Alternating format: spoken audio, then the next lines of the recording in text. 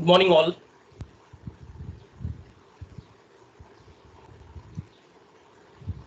Good morning. Good Are you morning, able to sir. listen? Okay. So today we'll be starting with question number illustration 40 from your textbook.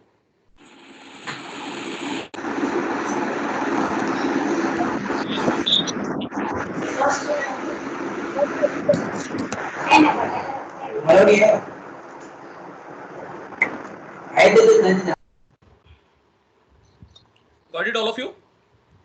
Yes. Huh. So illustration 40. Let's start. The following is the balance sheet of D Limited on 31st March 2013. Summary balance sheet of D Limited on 31st March 2013. Liabilities rupees, asset rupees.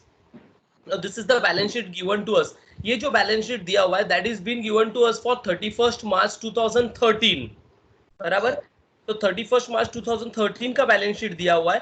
The company did not buy or sell any fixed assets nor issue any shares during the year 2013-14.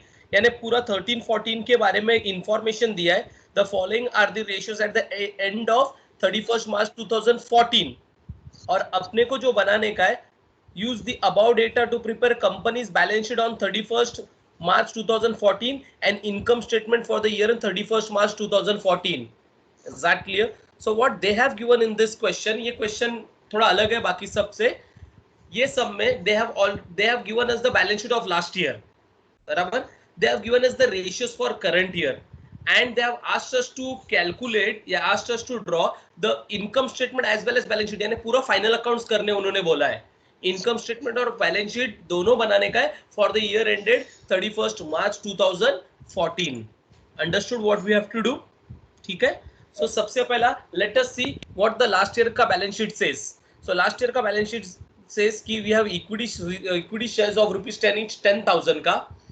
We have application money received on shares. So application money मिला है shares के ऊपर जिसको अभी तक allotment किया नहीं है, दैट इज 30,000. रिटेन अर्निंग्स 13,250 है. देन यू हैव बॉन्ड्स 30,000 का एंड अकाउंट्स पेएबल 11,580. ये आपका लास्ट ईयर का लायबिलिटीज है. एंड लास्ट ईयर का एसेट्स में you have fixed assets of 1,10,000, accumulated depreciation 30,000 यानी डेप्रिसिएशन 30,000 का एक्यूमुलेट हो चुका है. Then you have inventories of 11,000, account receivable 3,000, cash 600 and prepaid expenses are there in the question of 230. ये last year का balance sheet है. The company क्या बोला है यहाँ पे, क्लियरली बोला है the company did not buy और सेल एनी फिक्स्ड एसेट्स. बराबर है. So there is no increase और डिक्रीज इन फिक्स्ड एसेट्स का वैल्यू. बराबर. Nor issue any shares during the year 2013-14. कोई शेयर्स भी इशू नहीं किया तो शेयर कैपिटल भी इंटैक्ट रहा है. ठीक है. सो 13-14 में there is no buying or selling of any fixed assets nor there is any issue of shares in the year 13-14. ठीक है. then the following ratios. हाँ बोलिए सर वो सीमा को ऐड करो ना ग्रुप में. Just a sec.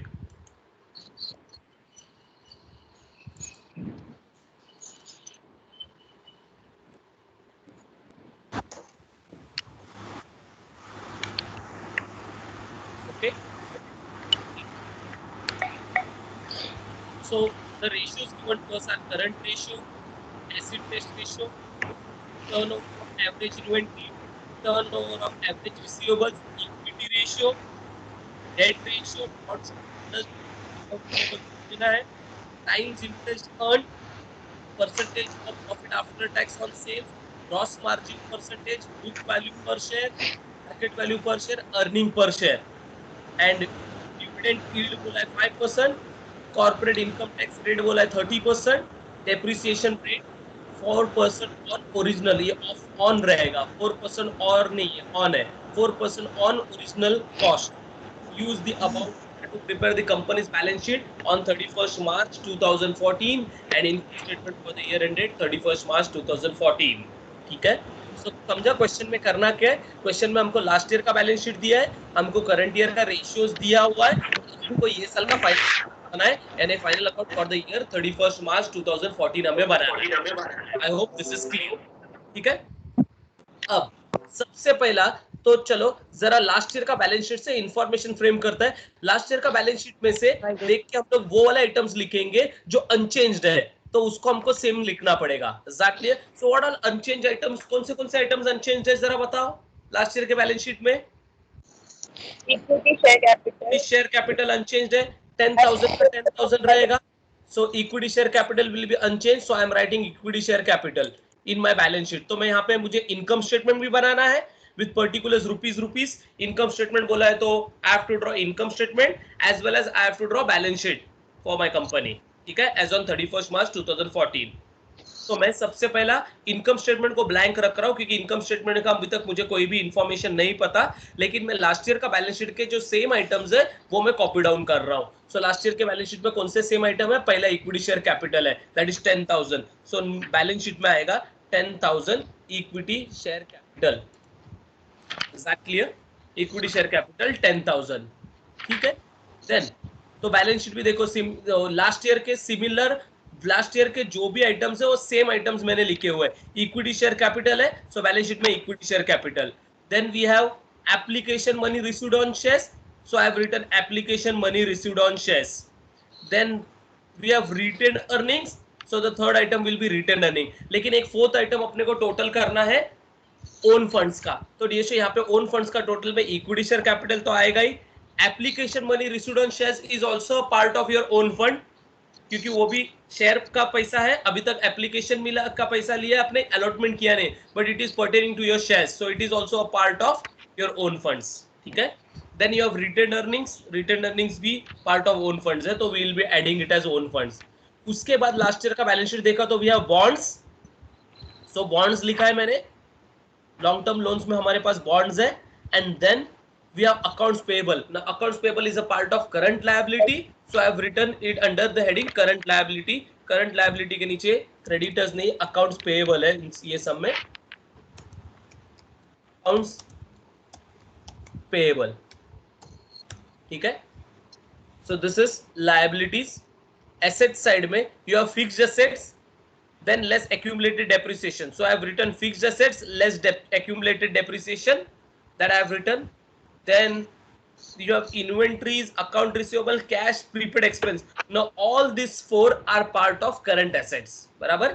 So current assets में लिख रहा हूँ, current assets में inventories, account receivable, cash and prepaid expense। ठीक है, so this is your balance sheet का structure। अब बैलेंस शीट का स्ट्रक्चर बनाने के बाद इनकम स्टेटमेंट का स्ट्रक्चर में तो कुछ नहीं करना है, पर्टिकुलर रुपीज कॉलम्स बना के रखना है। ठीक है, बैलेंस शीट का स्ट्रक्चर हमने बनाया लास्ट ईयर को देखते हुए। अब हमें वो आइटम्स लिखने हैं जो लास्ट ईयर और ये साल सेम रहेंगे। तो पहला तो आइटम आपने बोला इक्विटी शेयर कैपिटल सेम रहेगा, लास्ट ईयर भी 10,000 था, करंट ईयर भी हमको 10,000 ही लेना है। Okay, then we have application money received on shares 30,000। Dear वो भी सेम रहेगा क्योंकि ड्यूरिंग द ईयर उन्होंने क्लियरली बोला है ड्यूरिंग द ईयर कोई भी शेयर्स इशू हुआ नहीं है, तो जो एप्लीकेशन मनी आया है वो वैसे का वैसा अभी भी अपने पास है। Is that clear? So that will also remain same. So company did not buy or sell any fixed asset nor issue any shares बोला है, तो dear student that application money is also going to remain same as what that was in the last year। ठीक है, so equity shares of rupees 10,000 that will remain same, application money received will remain same। ठीक है, then comes return earning। मुझे बताओ return earning same रहेगा क्या? Are return earnings going to remain same? Last year का retain earning 13,250 था, क्या यही रिटेन अर्निंग ये साल रहने वाला है कि रिटेन अर्निंग चेंज होने वाला है? चेंज होगा। चेंज होगा। चेंज क्यों होगा? क्योंकि इसमें ये साल का क्या ऐड हो जाएगा बताओ? प्रॉफिट, क्योंकि हमको इनकम स्टेटमेंट भी बनाना है, बराबर है। तो ये साल का जैसे हम इनकम स्टेटमेंट बनाएंगे हमको जब प्रॉफिट आएगा, नेट रिटेन अर्निंग्स आएगा ये साल का रिटेन अर्निंग्स जाके यहाँ पे ऐड होने वाला है, तो ये फिगर चेंज होने वाला है। That means this figure is not going to remain 13,250। I hope this is clear. Okay, so I am not writing this return earnings क्योंकि वो कितना होगा वो मुझे पता नहीं, लास्ट ईयर में ये साल का रिटर्न अर्निंग्स ऐड होने वाला है तो वो देखेंगे। देन रिटर्न अर्निंग्स के बाद बॉन्ड्स है, ए बॉन्ड मतलब आपके लोन्स है, maybe there may be a possibility कि लोन्स आपका चेंज हो सकता है, आपने या तो लोन रीपे किया रहेगा या एडिशनल लोन लिया रहेगा, तो loan can change. So I am not going to write loan same as 30,000, क्योंकि बोला नहीं है उन्होंने 30,000 सेम रखने के लिए. Is that clear? उन्होंने फिक्स्ड एसेट्स बोला है सेम रखने के लिए और शेयर्स बोला है, बॉन्ड्स नहीं बोला. So bonds I am not writing bonds का वैल्यू. ठीक है. And then is accounts payable. Accounts payable तो कभी सेम रहेगा ही नहीं क्योंकि वो करंट लायबिलिटी है. बराबर है. ये जो अकाउंट्स पेबल है 11,580, ये लास्ट ईयर का बैलेंस है, यानी ये साल का ओपनिंग बैलेंस है. तो अकाउंट्स पेबल अपने को क्लोजिंग ढूंढना है. Accounts payable keeps on changing because it is current liability. Is that clear? So that I am not writing same as 11,580, वो मैं नहीं लिख रहा हूँ same. Clear? So I am not writing that. तो खाली इक्विटी शेयर कैपिटल और application money received on shares, ये दो ही अमाउंट सेम रहने वाला है and I am written that amount. ठीक है. Then moving on to the asset side. Asset side में सबसे पहला आइटम है फिक्स्ड एसेट्स. कितना है बोलो? Fixed assets 1,10,000. अब उन्होंने क्लियरली यहाँ पे बोला है the company did not buy और sell any fixed assets. That means dear students the fixed assets का balance is going to remain same at 1,10,000. ये फिक्स्ड एसेट्स का कॉस्ट है और cost is going to remain same. बराबर. तो I am going to write fixed assets as 1,10,000. चलो fixed assets 1,10,000. Fixed assets going to remain same. लेकिन उसके बाद let's accumulated depreciation 30,000 last year तक का डेप्रिसिएशन है और ये WDVF 80,000 का. मुझे बताओ ये साल का भी डेप्रिसिएशन एक्यूमुलेटेड 30,000 ही रहने वाला है और ये साल का भी WDV 80,000 ही आएगा कि फिक्स्ड एसेट्स का वैल्यू और कम होएगा? WDV year on year basis पे कम होता है कि नहीं होता है? होता है. उसका मतलब ये साल का डेप्रिसिएशन 30,000 नहीं रहेगा, ये साल का एक्यूमुलेटेड डेप्रिसिएशन ज्यादा आएगा, 30,000 से ज्यादा होने वाला है क्योंकि करंट ईयर का डेप्रिसिएशन भी उसमें ऐड होगा. ओके. और करंट ईयर का भी एक्यूमुलेट होगा. So that means dear students fixed assets का कॉस्ट 1,10,000 रहने वाला है, लेकिन एक्यूमुलेटेड डेप्रिसिएशन 30,000 नहीं रहेगा, वो इंक्रीज होगा एंड क्लोजिंग WDV 80,000 से चेंज होगा और कम होने वाला है. So I am not going to write the value of depreciation till I get the accumulated depreciation for the current year ending. ठीक है. ओके. उसके बाद है इन्वेंट्रीज, अकाउंट रिसीवेबल, कैश और प्रीपेड एक्सपेंस.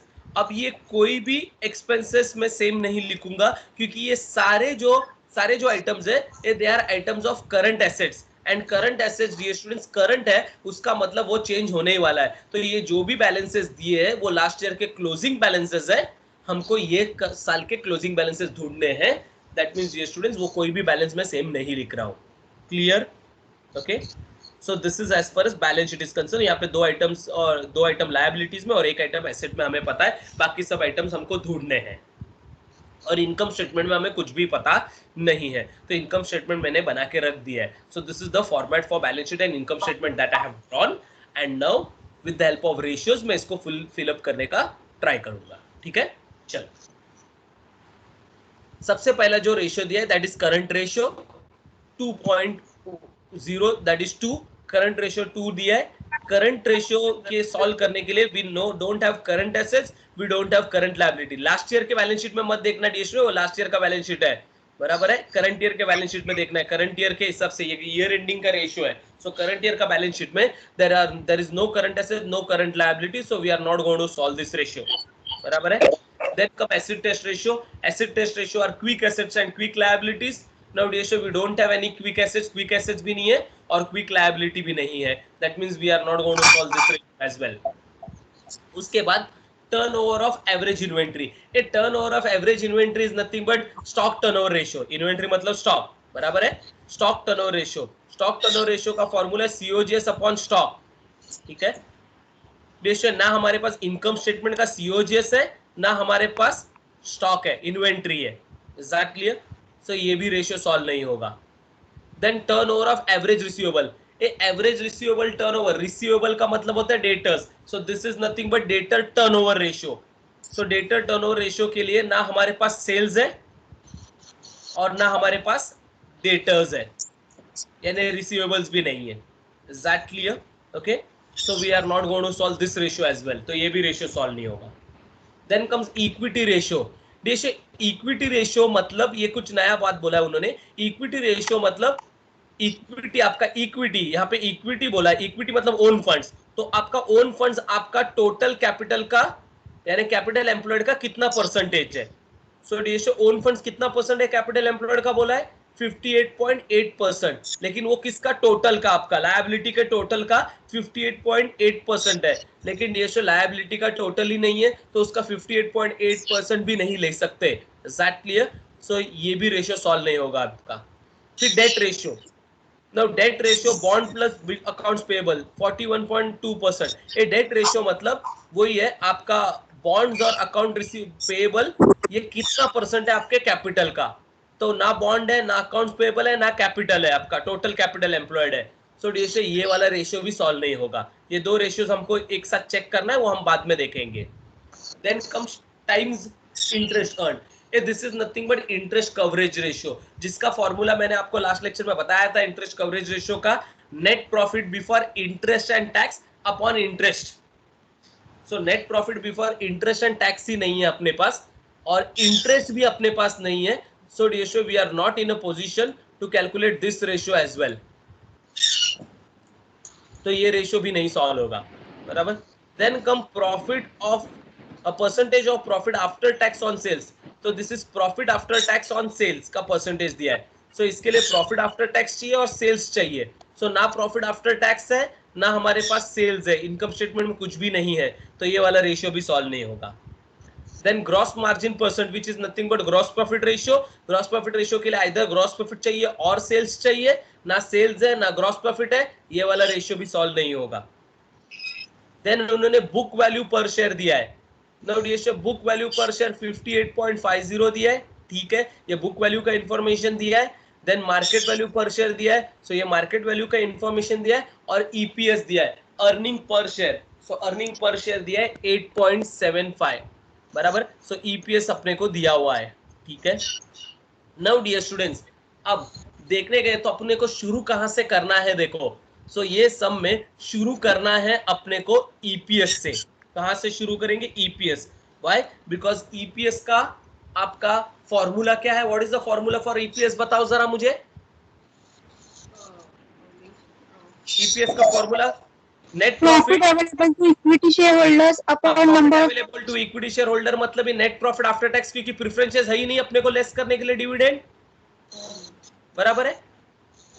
तो ईपीएस का फॉर्मूला क्या रहेगा? Net profit after tax upon number of shares, और नंबर ऑफ शेयर्स तो मुझे पता है ना, इक्विटी शेयर्स के नंबर्स कितने, लास्ट ईयर के नंबर्स और ये साल के नंबर्स एग्जैक्ट दिए। So the ratio that I am going to start with is EPS in this sum, बराबर। तो ईपीएस से शुरू कर रहा हूं मैं। So first ratio I am going to start with EPS. EPS is given to me as rupees, कितना दिया EPS? 8.75 EPS. Now EPS is nothing but, अपन ने वो फॉर्मूला देखा था, net profit after tax upon number of shares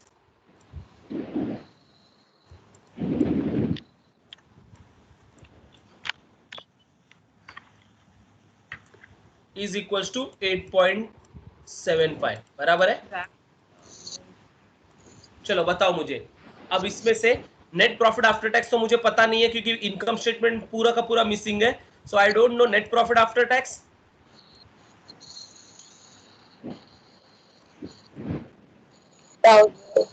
upon number of equity shares मुझे पता है।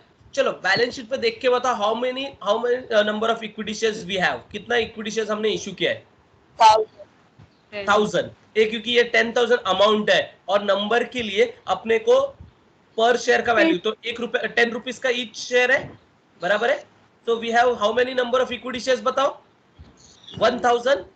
सो यहाँ पे अपन 1000 शेयर्स है अपने पास, ठीक है। So we have 1000 shares,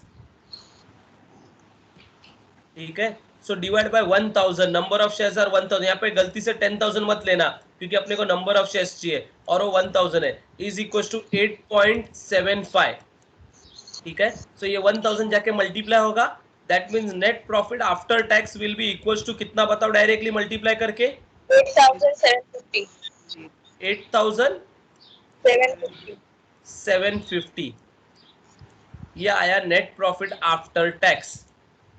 I hope this is clear. तो एक आइटम मिला अपने को, नेट प्रॉफिट आफ्टर टैक्स वाला एक आइटम अपने को मिला है. Clear with this? ठीक है. So net profit after tax is an income statement वाला आइटम, तो I am going to write it in income statement. ठीक है. सो इनकम स्टेटमेंट का फॉर्मेट को जरा मैं बढ़ाता हूं आगे और देखते हैं इनकम स्टेटमेंट में क्या क्या आएगा. सो इनकम स्टेटमेंट में सबसे पहले तो सेल्स आएगा, उसके बाद आएगा लेस, सेल्स के बाद लेस आएगा cost of goods sold, COGS. बराबर है. सेल्स माइनस सीओजीएस करने के बाद अपने को क्या आता है? Gross profit.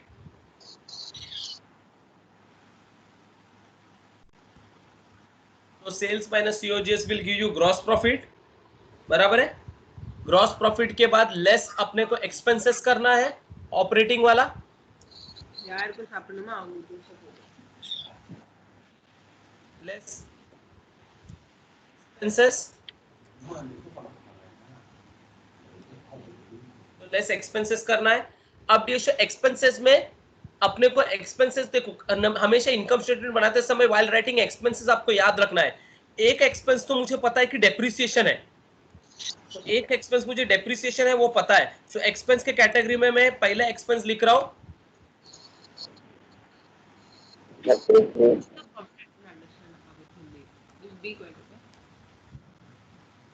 डेप्रिसिएशन.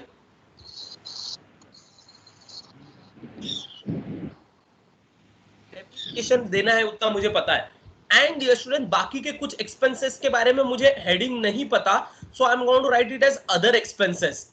मैं अदर एक्सपेंसेस लिख के रखूंगा बाकी के एक्सपेंसेस को, क्योंकि मुझे नहीं पता कि अदर एक्सपेंसेस मतलब कौन से एक्सपेंसेस, तो I am going to write it other expenses. अगर dear student other expenses sum में नहीं है तो ये अदर एक्सपेंसेस नील आएगा. एग्जैक्टली. लेकिन आपको लिख के तो रखना है.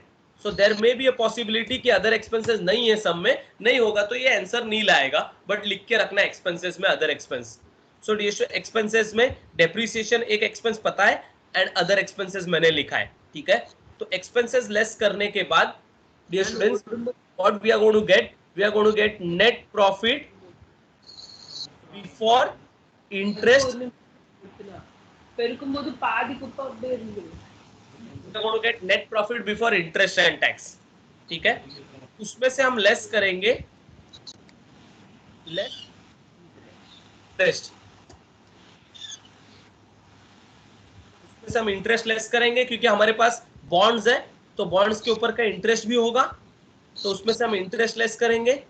इंटरेस्ट लेस करने से हमको मिलेगा नेट प्रॉफिट बिफोर. बराबर है. Net profit before tax. Now dear students net profit before tax के बाद देखो टैक्स रेट है इधर, corporate tax rate 30%. So less क्या करेंगे?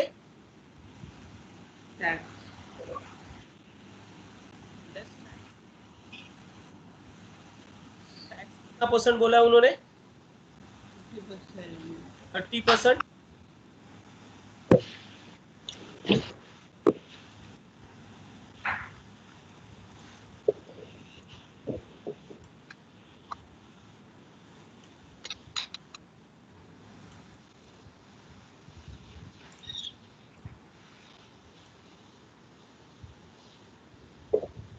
ओके. सो लेस टैक्स करेंगे हम लोग 30%. लेस टैक्स करने के बाद आएगा नेट प्रॉफिट आफ्टर टैक्स. बराबर है. नेट प्रॉफिट आफ्टर टैक्स के बाद प्रीफरेंस शेयर्स तो नहीं है, सो प्रीफरेंस डिविडेंड नहीं आएगा, लेकिन इन्होंने डिविडेंड यील्ड कुछ तो बोला है. उसका मतलब dear students dividend yield ratio देने के कारण उन्होंने डिविडेंड तो पे किया है ये साल इक्विटी शेयर्स को.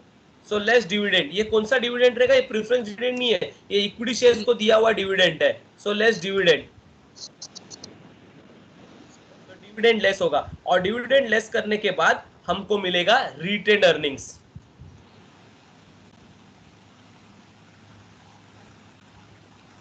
ये है हमारा इनकम स्टेटमेंट का format. I hope this is clear. పులుచుదైన ఫస్ట్ కాదు ఇడ్లీ రొంబ హార్డ్ ఆయిడు so this is your income statement का फॉर्मेट, ये आपका इनकम स्टेटमेंट का फॉर्मेट है। चलो, so according to this format अभी अपने को क्या मिला बोलो, नेट प्रॉफिट आफ्टर टैक्स। तो ये पूरे फॉर्मेट में अपने को नेट प्रॉफिट आफ्टर टैक्स मिला है। क्लियर? तो चलो नेट प्रॉफिट आफ्टर टैक्स लिखता हूं मैं। Net profit after tax outer column में I am writing the value.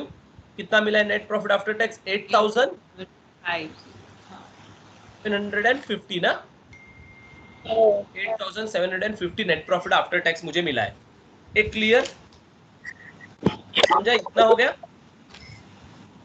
चलो उसके बाद नेट प्रॉफिट आफ्टर टैक्स मिलने के बाद फिर क्या है देखो, उसके बाद बोला है डिविडेंड यील्ड बोला है, बराबर। डिविडेंड यील्ड 5% बोला है dividend yield.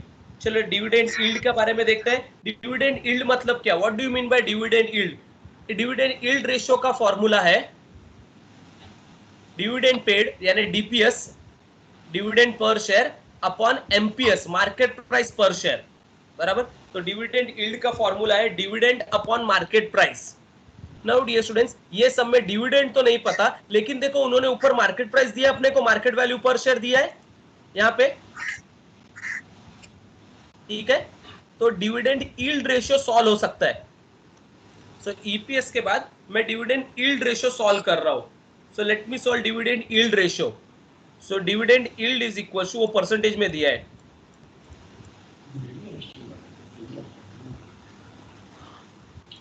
so dividend yield is equals to कितना परसेंट बोला है dividend yield? 5%. so dividend yield is equals to 5%. अब डिविडेंड यील्ड का फॉर्मूला क्या बोला मैंने?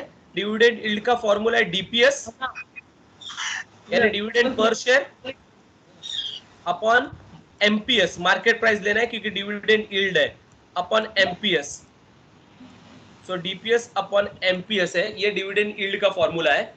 इनटू 100 करने की जरूरत नहीं क्योंकि ऑलरेडी आंसर में परसेंटेज है, is equals to 5%। Exactly, dividend नहीं पता मुझे, डिविडेंड पर शेयर नहीं पता, लेकिन मुझे मार्केट प्राइस पर शेयर पता है। How much is the market value per share been given to me in the question? 64. So what I'm going to write? I'm going to write DPS upon 64 is equals to 5%. चलो बोलो, तो DPS कितना आएगा? ये 64 जाके multiply होने वाला है, तो बताओ डिविडेंड पर शेयर कितना आएगा? डिविडेंड पर शेयर भी 3.2. 3.2 Yeah, 3.2 that is. 3.2 dividend per share आया डियर। ये 64 मल्टीप्लाई होने वाला है, उधर जाके 64 मल्टीप्लाई होने के बाद डिविडेंड पर शेयर 3.2 आया, बराबर है। अब ये पर शेयर डिविडेंड है, how much is the total dividend paid? अगर एक शेयर का डिविडेंड हमने 3.2 पे किया है, so how much is the total dividend paid by our company this year? So dividend हमने टोटल कितना पे किया है? So dividend paid will be equals to, dear students, एक शेयर का 3.2 पे कर रहा है डिविडेंड पर शेयर। ऐसा अपने पास कितने नंबर ऑफ इक्विटी शेयर्स है बताओ, क्योंकि इक्विटी शेयर्स को डिविडेंड देना है। कितना इक्विटी शेयर्स है? 1000. So we have 1000 equity shares और ये इक्विटी डिविडेंड है, दैट मींस ये शेयर इक्विटी शेयर्स के साथ मल्टीप्लाई करना है, इक्विटी शेयर नंबर्स के साथ। तो 1000 इक्विटी शेयर्स है हमारे पास और हर एक शेयर होल्डर को हम 3.2 का डिविडेंड दे रहे हैं, 3 रुपीज 20 पैसे का डिविडेंड दे रहे हैं, 3.2। So how much is the total dividend paid by our company during the year ended? बताओ 3,200. Hey, got it all of you? Sir ये टोटल डिविडेंड पेड का है ना? हाँ, ये डिविडेंड पेड है मैडम, टोटल डिविडेंड पेड। हाँ ठीक। कितना है टोटल डिविडेंड पेड? 3,200. ओके, तो डिविडेंड जैसे मुझे पता चला, डिविडेंड पेड जो है वो मैं जाके लिखने वाला हूं अपने इनकम स्टेटमेंट में। तो नेट प्रॉफिट आफ्टर टैक्स मुझे पता चला था, कितना है नेट प्रॉफिट आफ्टर टैक्स? 8,750, बराबर है। डिविडेंड मुझे पता चला, कितना डिविडेंड साल में पे किया आपने? 3,200, ये हमने कैलकुलेट किया पर शेयर के हिसाब से। ओके, तो बताओ how much is the retain earnings, ये माइनस करने के बाद? 5,550. 5,550 इज अ रिटेन अर्निंग। ये बराबर है, ठीक है। जैसे ही रिटेन अर्निंग्स मिला डियर स्टूडेंट्स, तो यहाँ पे देखो how much was the retain earnings of last year 13,250। तो यहाँ पे ब्रैकेट में मैं बता रहा हूँ लास्ट ईयर का रिटेन अर्निंग 13,250 का था, प्लस ये साल का रिटेन अर्निंग उसमें ऐड होगा। How much is the retain earning that you have earn during the year, बताओ मुझे। 5550। ये साल का रिटेन अर्निंग 5550। इतना आपने ये साल अर्न किया डिविडेंड पे करने के बाद। So same, how much is the total retain earning for the year ended, कितना आ रहा है 13,250 प्लस 5550। बताओ ये साल का टोटल रिटेन अर्निंग कितना है? 18,800। Is that clear? और जैसे ही रिटर्न अर्निंग मिल गया, ये साल का रिटर्न अर्निंग्स बैलेंस शीट में रिटर्न अर्निंग्स एक्यूमुलेटेड मिल गया, हम क्या करेंगे, इनका टोटल करेंगे तो हमको ओन फंड भी मिल जाएगा। क्लियर? सो 18,800 प्लस 30,000 प्लस 10,000, तो बताओ how much is our own funds? 58,800 अपना ओन फंड्स है। I hope this is clear. इतना समझा सबको? क्या किया हमने नेट प्रॉफिट ईपीएस के रेशियो से, देखो एक बार वापस रिपीट कर रहा हूं, हमने ईपीएस को यूज करके नेट प्रॉफिट आफ्टर टैक्स ढूंढा। जैसे नेट प्रॉफिट आफ्टर टैक्स आया, मैंने इनकम स्टेटमेंट में लिख लिया। फिर मुझे डिविडेंड यील्ड रेशियो दिया था, डिविडेंड यील्ड रेशियो के लिए मार्केट प्राइस का होना जरूरी है, मार्केट प्राइस भी उन्होंने दे दिया है, तो मुझे डिविडेंड पर शेयर मिला। अब पर शेयर का डिविडेंड को मैं इनटू 1000 नंबर ऑफ शेयर्स किया तो मुझे टोटल डिविडेंड मिला। जैसे मुझे टोटल डिविडेंड मिला, मैंने डिविडेंड के सामने लिख लिया, तो मुझे ये साल का रिटर्न अर्निंग मिला। ये साल का रिटर्न अर्निंग को मैंने लास्ट ईयर का रिटर्न अर्निंग्स के साथ ऐड किया और मुझे टोटल रिटर्न अर्निंग्स के बारे में पता चला। तो मुझे टोटल रिटर्न अर्निंग एक बार पता चला, दैट मींस मुझे मेरा ओन फंड्स कैलकुलेट करके हो गया। Clear with this? इतना हुआ। अब डियर स्टूडेंट्स, कॉर्पोरेट टैक्स बोला है उन्होंने 30%। कॉर्पोरेट टैक्स तो मैंने इधर लिख लिया, टैक्स रेट इज 30%। देखो इससे क्या सॉल्व होगा, टैक्स रेट इज 30% से देखो आप ये रिवर्स में ऊपर आ सकते हो। और बिफोर टैक्स आपका 30% किसके ऊपर है? 30% नेट प्रॉफिट बिफोर टैक्स के ऊपर है। अब नेट प्रॉफिट बिफोर टैक्स तो है नहीं, तो अपने को याद है ना, ये रिवर्स अपन ने सॉल्व किया है पहले भी। तो नेट प्रॉफिट बिफोर टैक्स को अपन कितना का एज्यूम करते हैं बताओ? 100%। 12,000। नेट प्रॉफिट बिफोर टैक्स 100%, ये 30%, तो नेट प्रॉफिट आफ्टर टैक्स कितना परसेंट रहेगा बताओ? 70% रहेगा। अब क्रॉस मल्टीप्लाई होता है, याद है वो क्रॉस मल्टीप्लीकेशन आपको? क्या क्रॉस मल्टीप्लीकेशन करोगे? अगर 70% इतना है तो 100 में ढूंढ रहा हूं, या तो 100 ढूंढो या तो 30 ढूंढो, कुछ भी कर सकते हो। सो मैं इसको 70 को 100 के साथ क्रॉस मल्टीप्लाई कर रहा हूं और इधर वैल्यू कैलकुलेट करके डाल रहा हूं। चलो क्रॉस मल्टीप्लाई करो तो क्या आएगा बताओ? 100% इंटू क्या आएगा? 100 इंटू, इधर ही लिख रहा हूं बाजू में cross multiplication, 100% into 8750 divide by 70 ले रहा हूं, बराबर है, डिवाइड बाय 70%। अब डिविजन परसेंटेज और परसेंटेज कैंसिल हो जाएगा, तो बताओ आंसर कितना आएगा फाइनली? 100 इंटू 8750 डिवाइड बाय 70 कितना आ रहा है? 12,500। तो 100% 12,500 आया, मतलब ये 12,500 कौन सा वाला आइटम है बताओ मेरा? Net profit before tax. 12,500 मेरा नेट प्रॉफिट बिफोर टैक्स है। और जैसे नेट प्रॉफिट बिफोर टैक्स मिला डीएसओ, ये दोनों का डिफरेंस मुझे टैक्स भी मिल जाएगा। बताओ कितना आ रहा है टैक्स? 3,750 मेरा टैक्स है। पढ़ना अंडरस्टूड? ये समझा? इतना सॉल्व हो गया, ये यहाँ पे ही सॉल्व हो गया। देखो रिवर्स में, क्योंकि मुझे टैक्स रेट पता था तो 30% के हिसाब से मैंने रिवर्स कैलकुलेशन किया और क्रॉस मल्टीप्लाई करके मुझे बिफोर टैक्स भी मिल गया एंड डियर स्टूडेंट्स मुझे नेट टैक्स के बारे में भी पता चल गया। So I have done a reverse working over here, इधर ही मैंने उसको सॉल्व किया। Net profit before tax reverse working करके।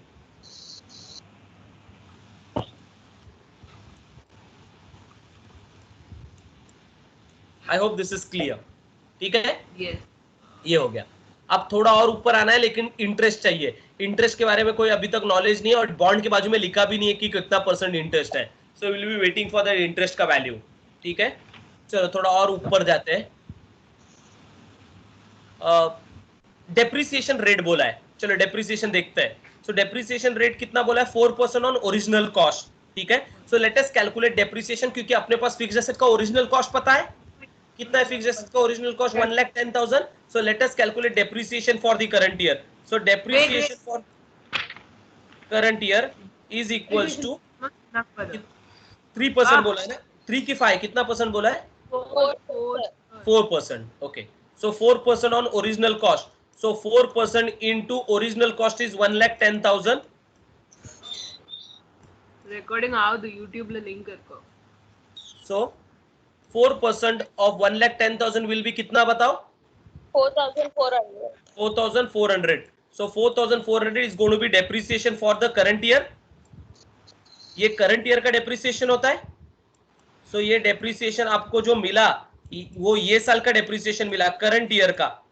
So this is CY लिख रहा हूँ, current year का depreciation. So DSO current year के साथ साथ मुझे accumulated भी चाहिए। accumulated मतलब अब तक का सारा depreciation जो आपने accumulate करके रखा इतने सालों का। So मुझे accumulated depreciation भी चाहिए।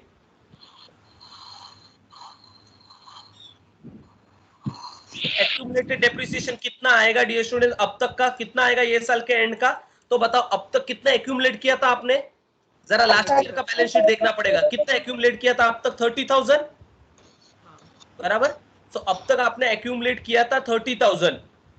ये लास्ट ईयर का बैलेंस शीट से पता चला बराबर। और उसमें ये साल कितना accumulate हो जाएगा बताओ?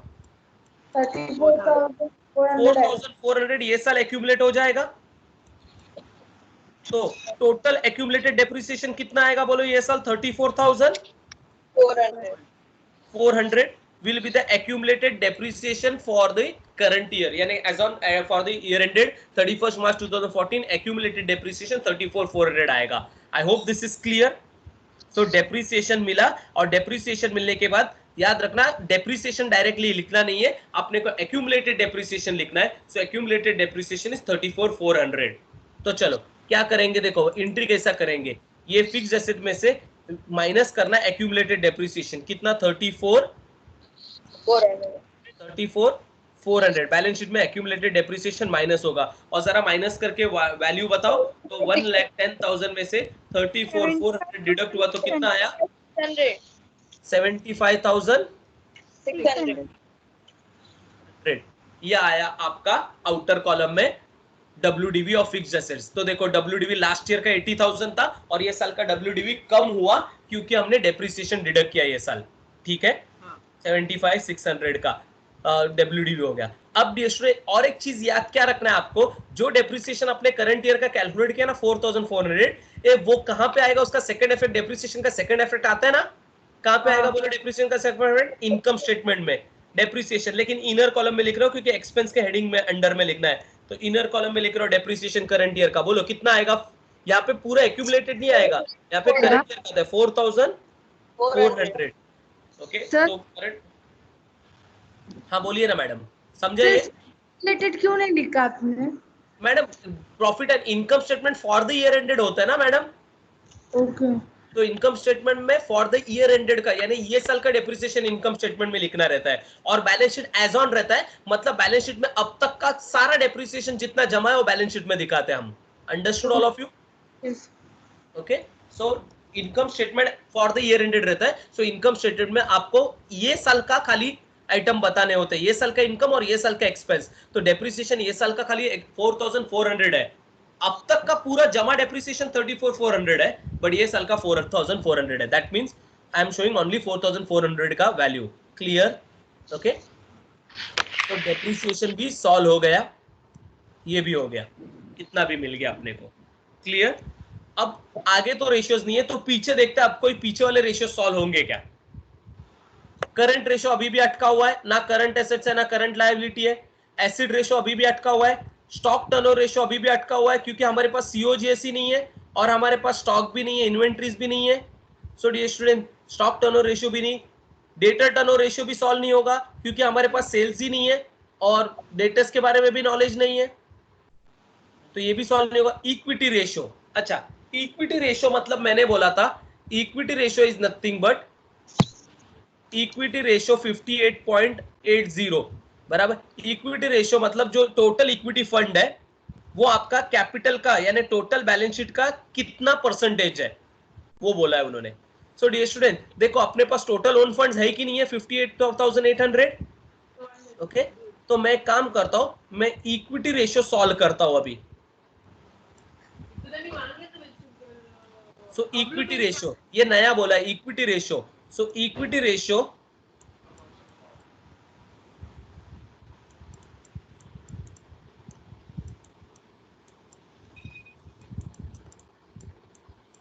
is equals to 58.8%. अब इक्विटी रेशियो का फॉर्मूला मैंने क्या बोला था, ओन फंड्स यानी टोटल ओन फंड्स कितना है upon total liabilities.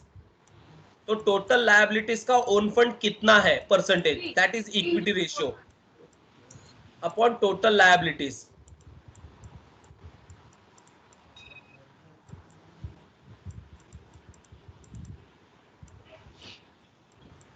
is equals to 58.8%.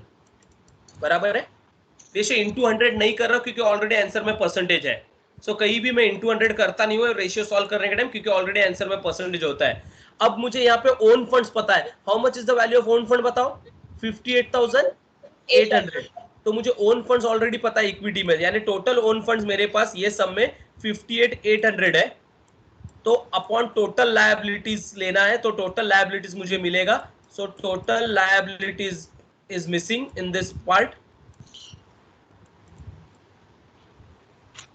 Is equals to 58.8%.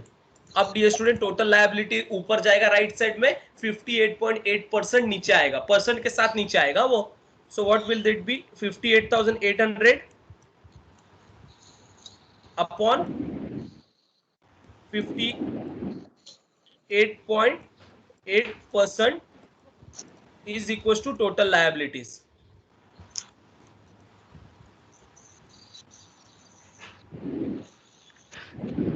One lakh. तो कितना आया बोलो डिवाइड करके, 1 लाख. 1 लाख आया. So total liabilities 1 lakh. So liabilities का total liabilities is equals to 1 lakh. Solve करके 1 लाख आया, मतलब मुझे लायबिलिटीज का टोटल कितना है ये पता चल गया. ये लायबिलिटीज का टोटल 1 लाख है. So I am going to write the total of liability. चलो लायबिलिटी का टोटल लिख रहा हूं, ये देखो लायबिलिटी का टोटल इधर लिख रहा हूं 1 लाख. तो I know total of liability 1 lakh. And ये लायबिलिटी का टोटल 1 लाख है तो एसेट्स का भी टोटल क्या होगा बताओ, 1 लाख. 1 लाख. अब देखो इसका हेल्प से क्या सॉल्व होगा, देखो क्या होगा, देखो पॉइंट क्या मिलेगा. डियर स्टूडेंट्स, लायबिलिटी में अपने पास दो चीज मिसिंग है आउटर कॉलम में. कौन से दो चीज मिसिंग है, बॉन्ड्स एंड अकाउंट पेएबल. बराबर है, उस बॉन्ड्स और अकाउंट पेएबल दो चीज मिसिंग है, दो हेडिंग में. तो यहाँ पे अपने को दोनों चीज तो पता नहीं चलेगा, बॉन्ड कितना और अकाउंट पेएबल कितना वो नहीं पता चलेगा. लेकिन एसेट साइड में देखो, एसेट साइड में आपके पास दो ही आइटम थे, एक फिक्स्ड एसेट्स था जिसका आपको वैल्यू पता है और दूसरा कौन सा है, करंट एसेट्स. तो करंट एसेट्स के अंदर के आइटम्स तो पता नहीं अपने को, लेकिन अपने को करंट एसेट्स का आउटर वैल्यू टोटल तो पता चल जाएगा because we have no the balance sheet का टोटल. बोलो कितना आ रहा है current assets, 24,400. so 25,400 are going to be your current assets. Balancing figure 24,400. 24,400 are going to be your current assets. Balancing figure. ये समझा के सबको करंट एसेट्स मिला बैलेंसिंग फिगर में. और जैसा ही करंट एसेट्स मिला डियर स्टूडेंट्स, वापस मैं पीछे जा रहा हूं, मेरा कौन सा रेशियो सॉल्व होगा बताओ, करंट रेशियो सॉल्व होगा क्योंकि मेरे पास अंदर के आइटम्स नहीं है, लेकिन मेरे पास करंट एसेट्स का टोटल है, तो मुझे करंट लायबिलिटी मिल जाएगा। ओके, चलो लिखता हूं मैं current ratio. So current ratio is equals to, current ratio कितना दिया है क्वेश्चन में? 2 times. 2 times. So current ratio is equals to 2 times, बराबर है। करंट रेशियो का फॉर्मूला है current assets upon Current liability. Current liabilities is equals to 2। अभी मेरे पास करंट एसेट्स का वैल्यू है, कितना है करंट एसेट्स का वैल्यू? बोलो 24,400, उसका टोटल है मेरे पास करंट एसेट्स का। So current assets are 24,400 400. Upon current liabilities is equals to 2। अब करंट लायबिलिटी ऊपर और 2 नीचे, तो मुझे फाइनल आंसर सीधा बता दो, करंट लायबिलिटी का कितना आ रहा है? 12,200. 12,200 करंट लायबिलिटी आ रहा है, बराबर है। 12,200 इज माय करंट लायबिलिटी। और करंट लायबिलिटी में खाली एक ही आइटम है अपने पास। सो करंट लायबिलिटी में एक ही आइटम है, तो डायरेक्ट आउटर में ही जाएगा उसका वैल्यू। बोलो कितना आ रहा है current liability? 12,200। 400. I hope this is clear. And जैसा ये 12,200 लिखा डियर स्टूडेंट्स, क्या मिल जाएगा बताओ अपने को? Bonds. बॉन्ड्स मिलेगा। ये मिसिंग है अभी यहाँ पे, क्योंकि टोटल तो मिल गया, तो टोटल में से ये दोनों माइनस करोगे तो आपको बॉन्ड का वैल्यू मिलेगा। सो चलो let us calculate the value of bond. तो 1 lakh minus 12,200 minus 58,800 is equals to, बोलो कितना आ रहा है बॉन्ड्स का value? 29,000. 29,000 is going to be your bond का value. I hope this is clear. इनको मैं सर्कल करके रख रहा हूं क्योंकि ये बैलेंसिंग फिगर्स बोल के हमने कैलकुलेट किया रिवर्स में। Clear with this? समझा? ओके, इधर तक हम पहुंच गए। Then comes acid test ratio. Acid test ratio का फॉर्मूला है quick assets upon quick liabilities, बराबर है, ठीक है। अब quick assets upon quick liabilities अगर हम लोग ले, तो क्विक एसेट्स में कौन से आइटम्स आते हैं बताओ? अकाउंट्स रिसीवेबल और कैश आता है, दोनों आता है। क्विक लायबिलिटी है हमारे पास, लेकिन क्विक एसेट्स नहीं है, बराबर। और अगर हम रिवर्स में भी सॉल्व करने गए तो प्रॉब्लम ऐसा आएगा, current assets minus non quick करते, याद है हम? तो नॉन क्विक में ये सब में कौन से आइटम्स है बताओ? नॉन क्विक में Prepaid expenses. स्टॉक है और प्रीपेड भी है। देखो ये सब में prepaid is also non quick, ये सब में 2 नॉन क्विक है, बराबर है। तो डियर 2 नॉन क्विक दोनों भी मिसिंग है, यानी वो भी सॉल्व नहीं होगा। That means quick acid test ratio अभी सॉल्व नहीं होगा, बिकॉज क्विक एसेट्स या क्विक लायबिलिटीज के क्विक एसेट्स या नॉन क्विक एसेट दोनों के बारे में हमारे को पास नॉलेज नहीं है। So acid test ratio solve नहीं होगा। सो इसको मैं साइड में रख रहा हूं। करंट रेशियो के बाद एसिड टेस्ट रेशियो अभी तक सॉल्व नहीं होगा। देन वापस एवरेज इन्वेंट्री अभी भी सॉल्व नहीं हो पा रहा है, अकाउंट रिसीवेबल अभी भी सॉल्व नहीं हो रहा है, इक्विटी रेशियो सॉल्व हो गया। Debt ratio, now dear debt ratio उन्होंने क्या बोला था? Debt ratio is 41.2% and debt ratio में क्या इंक्लूड है बताओ? Bond plus account receivable 41.20%। अपने पास बॉन्ड्स और अकाउंट रिसीवेबल दोनों भी है, बराबर। तो खाली इसको सॉल्व मत करना, क्योंकि ये बॉन्ड्स और अकाउंट रिसीवेबल दोनों भी मिल चुका है अपने को। यहाँ पे अपने को मिलेगा क्या? तो कुछ मिलने वाला तो है नहीं, लेकिन अपन चेक करते हैं जरा। अब जरा चेक करो, ए बॉन्ड्स कितना है? 29,000। जरा कैलसी में लो बॉन्ड्स 29,000, इधर मैं लिख के बताता हूं चेक क्या कर रहा हूं। तो बॉन्ड्स है 29,000, बॉन्ड्स 29,000। डेट रेशियो कैलकुलेट कर देख रहा हूं मैं, बॉन्ड 29,000 है, डेट रेशियो में बॉन्ड भी लेना है, और क्या लेना है बॉन्ड के साथ? प्लस क्या करना है? Accounts payable. हाँ, अकाउंट्स पेबल कितना बोला है उन्होंने? 11,500. अकाउंट्स पेबल कितना लिया मिला है अपने को? 12,000। 11,580. अकाउंट्स पेबल 12,200 है ना मैम? हाँ, सॉरी. सो टोटल कितना है डेट? ये इसको डेट बोलेंगे हम लोग। उन्होंने डेट में अकाउंट 41,200. 41,200। अब ये डेट रेशियो और इक्विटी रेशियो हमने जैसे सॉल्व किया था, इक्विटी रेशियो का फॉर्मूला क्या था बताओ?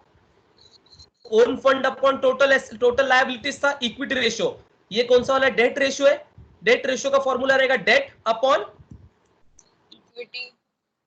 डेट अपॉन इक्विटी नहीं, ये डेट रेशियो है, ये डेट इक्विटी रेशियो नहीं है. So debt ratio is debt upon total liabilities. Debt upon total liability, वो इक्विटी अपॉन टोटल लायबिलिटी था, ये डेट अपॉन टोटल लायबिलिटी है. Do remember ratio, debt ratio और डेट इक्विटी रेशियो में फर्क है. Is that clear? Debt ratio मतलब debt upon total liabilities and debt equity ratio मतलब debt upon equity. Understood all of you? So debt ratio कितना बोला है? 41.2 बोला था परसेंट. देखो इसको चेक करो तो डेट अपने पास 41,200 है और टोटल लायबिलिटीज भी अपने को पता है कितना है. Total liability 1 lakh. जरा इनका भी परसेंटेज कैलकुलेट करोगे तो कितना आएगा? 41,400. 200 डिवाइड बाय 1 लाख को परसेंटेज करो, कितना आ रहा है परसेंटेज? 41.2%. तो 41.20 बराबर आंसर आ रहा है. Yes. That means dear students ये अपना मैच हो गया है, इसको सॉल्व करने की जरूरत नहीं है, इससे कुछ नहीं गेन होगा, ये ऑलरेडी अपने को मिल गया है और अपना ये 41.2% मैच भी हो रहा है. यानी बॉन्ड और अकाउंट्स पेबल दोनों का टोटल करेंगे ना तो वो बराबर 41.2% आ रहा है of total liabilities. Understood all of you? Okay. So liability side सारा कंप्लीट हो गया है, यानी ये रेशियोज को एज सच सॉल्व करने की जरूरत नहीं है, ये ऑलरेडी अपना हो चुका है. ए क्लियर? बराबर है, ठीक है. Then comes times earned, times interest earn. अब ये टाइम्स इंटरेस्ट अर्न मतलब ये इंटरेस्ट कवरेज रेशियो है. इंटरेस्ट कवरेज रेशियो का formula net profit before interest and tax upon interest. ये लेकिन ना net profit before interest and tax है ना इंटरेस्ट है. और इंटरेस्ट के लिए अपने को बॉन्ड तो मिला लेकिन बॉन्ड का परसेंटेज ही नहीं पता अपने को इंटरेस्ट मिलने के लिए, तो ये वाला रेशियो भी सॉल्व नहीं होगा अभी तक. Okay. Then comes profit, percentage of profit after tax on sales. ये सॉल्व होगा क्योंकि प्रॉफिट आफ्टर टैक्स अपने को पता है कितना है. बताओ प्रॉफिट आफ्टर टैक्स 8,750. तो ये वाला रेशियो सॉल्व होगा. Percentage of profit after tax on sales. So profit after tax on sales, that means I am writing profit after tax, जो बोला है उन्होंने ऑन सेल्स बोला है ना, सो उन्होंने बोला है profit after tax is equals to कितना परसेंट बोला है बताओ? कितना परसेंट बोला profit after tax? 7%. So profit after tax is equals to 7% on क्या? सेल्स. ऑन सेल्स बोला है ना उन्होंने, so that is equals to 7%. Profit after tax already पता है, सेल्स नहीं पता. प्रॉफिट आफ्टर टैक्स कितना पता है अपने को? Net profit after tax is 8,750. So ये पता है profit after tax 8,750 is equal to 7%. So 7 into on मतलब इंटू ऑन सेल्स. सेल्स नहीं पता, सेल्स इज मिसिंग, तो 7% डिनोमिनेटर में जाएगा. So 8750 upon 7% is equal to sales. तो बोलो सेल्स कितना आ रहा है? 1,25,000. 1,25,000 is going to be your sales. चलो सेल्स मिल गया, सेल्स मिल गया तो बहुत कुछ सॉल्व हो जाएगा. सेल्स मिल गया, मैं आउटर कॉलम में जाके सेल्स का वैल्यू लिख रहा हूँ 1,25,000 ना. सो 1,25,000 सेल्स मिला, ठीक है. और जैसा ही सेल्स मिला रेशियो में उसके नीचे का रेशियो देखो, ग्रॉस प्रॉफिट रेशियो दिख रहा है मुझे, वो सॉल्व करता हूं. Gross profit ratio is on sales, तो जैसे मिला मुझे ग्रॉस प्रॉफिट रेशियो से ग्रॉस प्रॉफिट पता चलेगा. सो ग्रॉस प्रॉफिट रेशियो कितना है जरा देखता हूं मैं. Gross profit ratio is 52%. So GP ratio, so gross profit is equals to 52% on sales. So that is nothing but 52% into 1,25,000. चलो बोलो 52% 1,25,000 का कितना आ रहा है?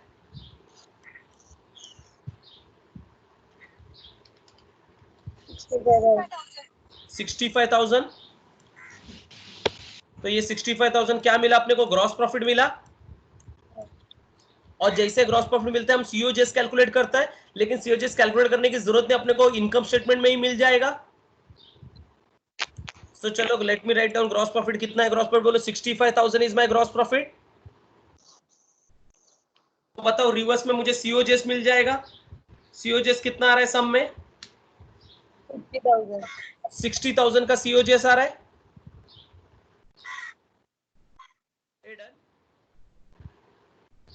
तो सीओजीएस मिल गया 60,000 का। I hope this is clear. Okay, so आपका ग्रॉस प्रॉफिट सॉल्व हो गया, आपका सीओजीएस भी आपको मिल गया, ठीक है, और आपको ग्रॉस प्रॉफिट भी मिल गया। इधर तो हो गया, लेकिन और आगे नहीं जा सकते क्योंकि हमारे पास other expense net profit before interest and tax वो नहीं है, और पीछे भी नहीं आ सकते, तो ये बीच में वाला पार्ट अटका है अपना, ठीक है। उसके लिए अपन देखेंगे, अभी अपने पास सेल्स भी मिल गया, सीओजीएस भी मिल गया, अब बहुत सारे रेशियो सॉल्व होंगे। ये कौन से रेशियो अटके थे, तो इन्वेंट्री टर्नओवर सॉल्व होगा क्या, इन्वेंट्री टर्नओवर रेशियो, बराबर। इन्वेंट्री टर्नओवर रेशियो का फॉर्मूला बोलो जरा मुझे। COGS upon average stock. COGS upon average, average क्यों बोलोगे ये सब में बताओ जरा। क्योंकि डीएसओ ये सब में ओपनिंग इन्वेंट्री भी है, देखो ये ओपनिंग है ना, लास्ट ईयर का क्लोजिंग ये साल का ओपनिंग है कि नहीं है। Yes. डीएसओ लास्ट ईयर का बैलेंस शीट दिया है उन्होंने, उसका मतलब फॉर्मूला लेते समय याद रखना एवरेज लेना है, खाली स्टॉक मत लो, एवरेज स्टॉक लो, बिकॉज ओपनिंग स्टॉक के बारे में भी नॉलेज है आपके पास, लास्ट ईयर का बैलेंस शीट दिया हुआ है। Is that clear? So I'm going to take now average inventory ratio. So inventory ratio मतलब स्टॉक टर्नओवर रेशियो ले रहा हूं, तो मैं इन्वेंट्री ही लिख रहा हूं ये सब में क्योंकि उन्होंने इन्वेंट्री वर्ड लिखा है। सो इन्वेंट्री टर्नओवर रेशियो,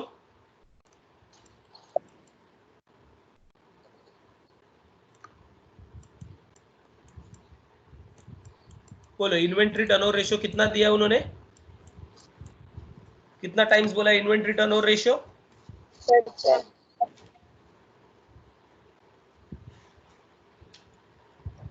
5 टाइम्स ना,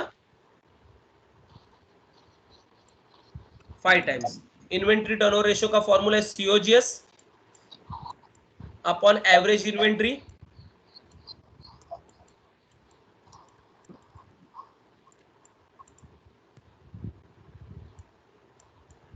इज इक्वल टू 5। सीओजीएस मैंने ढूंढा है, कितना ढूंढा है सीओजीएस जरा बताओ इनकम स्टेटमेंट से, 60,000। सो माय सीओजीएस इज 60,000, तो सीओजीएस 60,000 है, तो 60,000 अपॉन एवरेज इन्वेंट्री,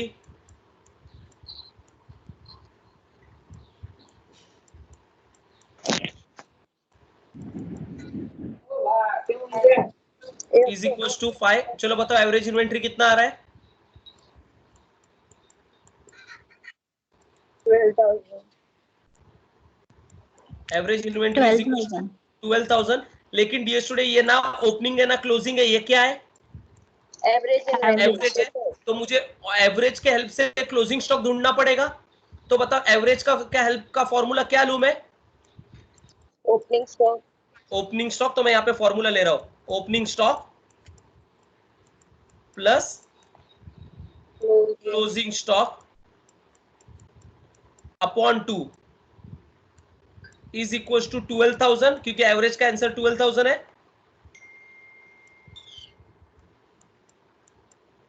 अब इसमें से मुझे ओपनिंग स्टॉक ऑलरेडी पता है, ओपनिंग स्टॉक मतलब लास्ट ईयर का स्टॉक, बोलो ओपनिंग स्टॉक कितना है, लास्ट ईयर का स्टॉक 11,000 है, so opening stock is 11,000, that I know because last year का बैलेंस शीट है मेरे पास, सो लास्ट ईयर का stock is opening stock for me, so 11,000 is my opening stock plus closing stock, वो ढूंढना है, closing stock मतलब ये साल का स्टॉक मिसिंग है वो अपने को ढूंढना है, अपॉन 2 इज इक्वल टू 12,000। चलो बोलो ये 2 किधर जाएगा, उधर मल्टीप्लाई होगा, तो क्या आएगा 11,000 plus closing stock is equal to multiply होकर कितना आ रहा है जरा बोलो, 24,000। 24,000।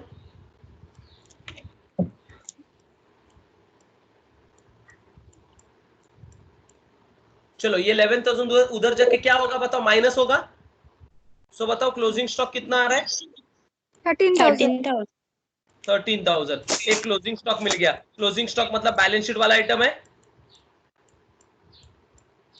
चलो बैलेंस शीट में जाके लिख रहा हूं क्लोजिंग स्टॉक 13,000 इनर कॉलम में।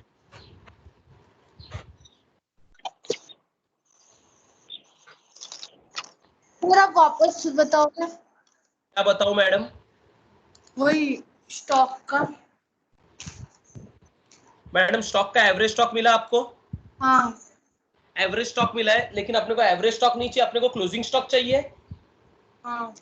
तो जैसे एवरेज स्टॉक मिला, आप एवरेज स्टॉक का फॉर्मूला लोगे। What is the formula for average stock? बोलो। Opening stock plus closing stock upon 2। Opening stock plus closing stock upon 2 is equal to 12,000, क्योंकि average stock का आंसर 12,000 है। हाँ। ओपनिंग स्टॉक आपको ऑलरेडी पता है, ओपनिंग स्टॉक कितना है? 11,000। ओपनिंग स्टॉक कहां से पता चला आपको? लास्ट ईयर का बैलेंस शीट में से। हाँ। 11,000 plus closing stock upon 2 is equal to 12,000। वो इक्वेशन मैंने सॉल्व किया तो मुझे क्लोजिंग स्टॉक कितना मिला? 13,000 मिला। बराबर। सर 13,000 कैसे, मतलब डिवाइड किया है क्या? मैडम ये इधर ऐड हो रहा है ना, हाँ। तो प्लस उधर जाके क्या होएगा? क्या?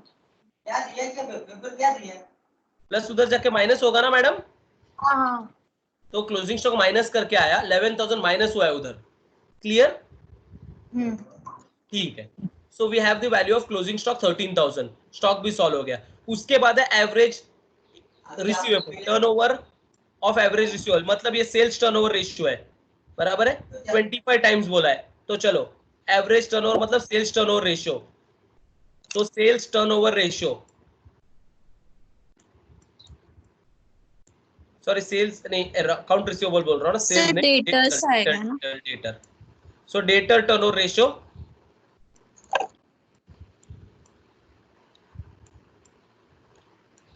सो debtor turnover ratio, debtor turnover ratio कितना बोला है? 25 टाइम्स बोला है ना, और वो ऑलरेडी टाइम्स में ही है, तो मंथ्स में नहीं है कि अपने को उसको कन्वर्ट करने के लिए, वो ऑलरेडी टाइम्स में दिया है। So 25 times. एक डेटर टर्नओवर रेशियो का फॉर्मूला बोलो। सेल्स अपॉन डेटा प्लस बिल Debtors. रिसीवेबल। डेटा प्लस बिल्स रिसीवेबल, लेकिन यहाँ पे बिल्स रिसीवेबल तो है ही नहीं सब में, खाली अकाउंट रिसीवेबल बोला है उन्होंने। ठीक है। So dear students, I am writing account receivable या रिसीवेबल्स। लेकिन यहां पे भी एक पॉइंट याद रखना है, कभी भी टर्नओवर रेशियो आया, in this sum also we are in a position to calculate average. So turnover ratio में डिवाइड करने के टाइम यहां पे भी आएगा एवरेज रिसीवेबल्स। ये याद रखना, यहाँ पे भी एवरेज आएगा डियर स्टूडेंट्स, खाली अकाउंट्स रिसीवेबल मत लिखना, एवरेज आएगा, क्योंकि यहाँ पे भी ओपनिंग स्टॉक, ओपनिंग रिसीवेबल्स के बारे में हमारे पास नॉलेज है, तो यहाँ पे भी हमको पहले एवरेज लेना पड़ेगा। ये रेशियो, टर्नओवर रेशियो हमेशा एवरेज का रहता है, लेकिन आज तक हमने एवरेज इसीलिए नहीं लिया क्योंकि डियर स्टूडेंट्स आज तक ओपनिंग रिसीवेबल्स के बारे में नॉलेज नहीं था। ये समय पहली बार ओपनिंग रिसीवेबल के बारे में भी नॉलेज है, इसलिए हम एवरेज ले रहे हैं। ठीक है। चलो तो वापस स्टॉक की तरह ही सॉल्व होगा। बोलो सेल्स कितना है? 1,25,000 है upon average receivable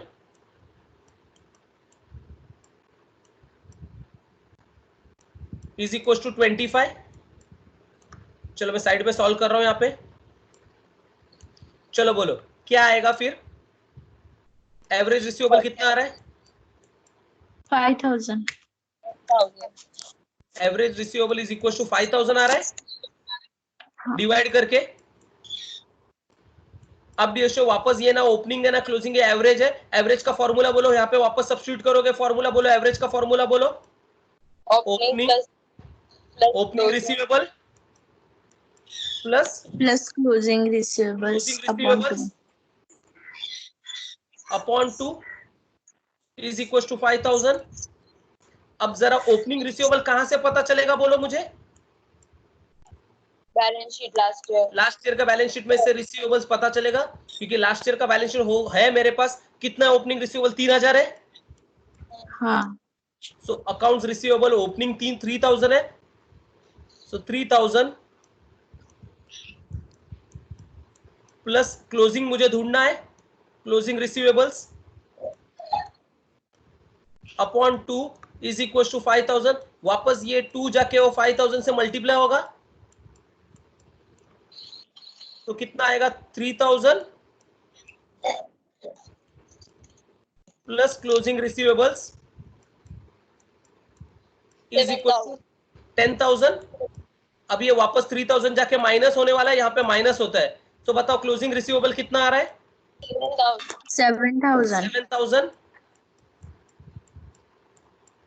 So closing receivable आ रहा है 7,000. So we are going to write the value of closing receivable, जाके हम लिख रहे हैं 7,000। अब जाके आया closing receivable 7,000। सर अब लिक्विड रेशियो सॉल्व हो, सॉरी करंट रेशियो सॉल्व। क्या बोल रहे हो madam?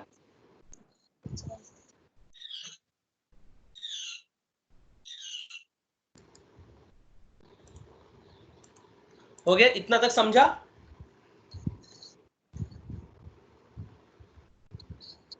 I hope this is clear. ठीक है, अब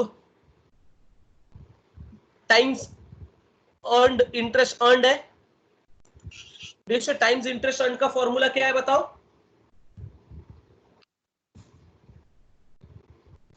net profit before Interest and tax. Interest and tax upon interest. क्या net profit before interest and tax है? नहीं है। क्या इंटरेस्ट है? नहीं है, अभी भी इंटरेस्ट नहीं है। बराबर है। तो फिर इसको सॉल्व कैसा करेंगे? तो डियर स्टूडेंट एक्स लेके अपन सॉल्व कर सकते हैं क्योंकि अपने पास नेट प्रॉफिट बिफोर टैक्स का वैल्यू पता है। So how are we going to solve this ratio? तो इधर इस साइड में मैं सॉल्व कर रहा हूं।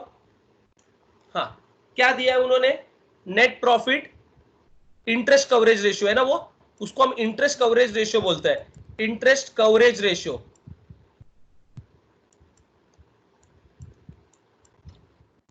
कितना बोला? इंटरेस्ट कवरेज कितना times? 6 times. So interest coverage is 6 times. Interest coverage का फॉर्मूला क्या है? Net profit before interest and tax upon interest is equal to 6। Now dear student interest भी नहीं है, दोनों भी नहीं है, तो किसी एक को एक्स लेना पड़ेगा। लेट किसको एक्स ले बताओ? Interest. इंटरेस्ट भी एक्स। सो इंटरेस्ट को एक्स लिए तो क्या आएगा? Net profit before interest and tax upon x is equal to 6। So बताओ net profit before interest and tax कितना आ रहा है?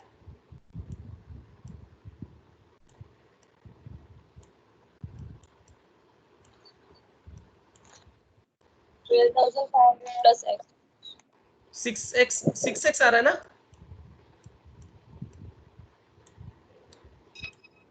12,500 किधर आएगा मैडम? इधर तो 6x आएगा, x उधर जाके मल्टीप्लाई होगा ना 6x। अंडरस्टूड? फिर सॉल्व करने के लिए मैं वो इक्वेशन ले रहा हूँ इनकम स्टेटमेंट वाला। देखिए क्या इक्वेशन आएगा?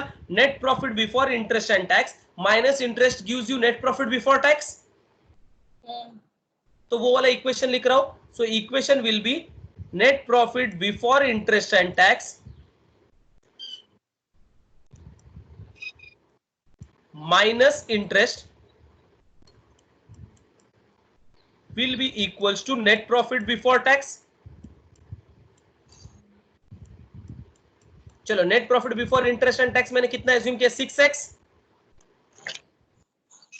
माइनस इंटरेस्ट कितना लिया है मैंने? x is equal to how much is net profit before tax? बोलो मुझे। 12,500 इज इक्वल टू 12,500। चलो ये सॉल्व होगा। So this is 5x is equal to 12,500।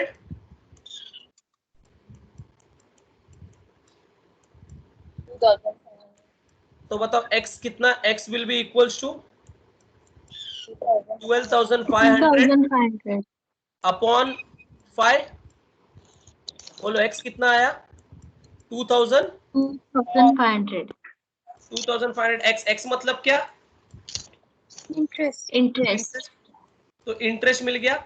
Interest will be equals to 2500 और इंटरेस्ट मिला तो net profit before interest and tax भी मिलेगा. So therefore net profit before interest and tax will be equals to 6x था,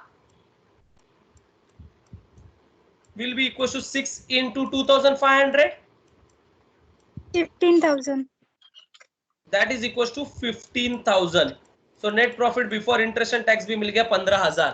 चलो तो जाके लिख रहा हूं मैं, net profit before interest and tax मुझे मिला 15,000. आउटर कॉलम में डाल रहा हूं 15,000. Net profit before interest and tax 15,000 और इंटरेस्ट भी मिल गया. कितना मिला इंटरेस्ट? 2,500.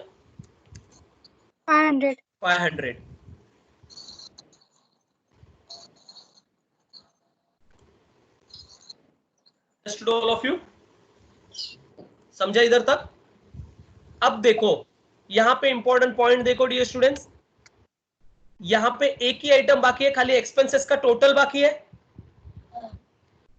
तो टोटल एक्सपेंसेस के लिए यहां पे देखो 65,000 आपका ग्रॉस प्रॉफिट था. आपका net profit before interest and tax 15,000 है. मतलब दोनों का डिफरेंस कितना बचा है बताओ? 50,000. 50,000. ये आपका टोटल ऑफ एक्सपेंस आएगा 50,000. तो आपके एक्सपेंसेस का टोटल भी आपको मिल गया 50,000, क्योंकि अगर 50,000 टोटल होगा तो ही वो मैच हो रहा है.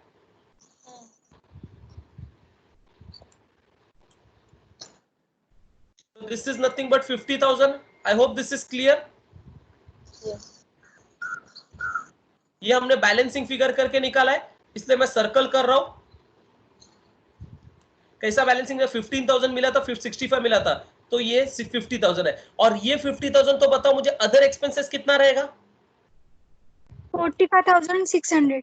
45,600, क्योंकि टोटल ऑफ एक्सपेंसेस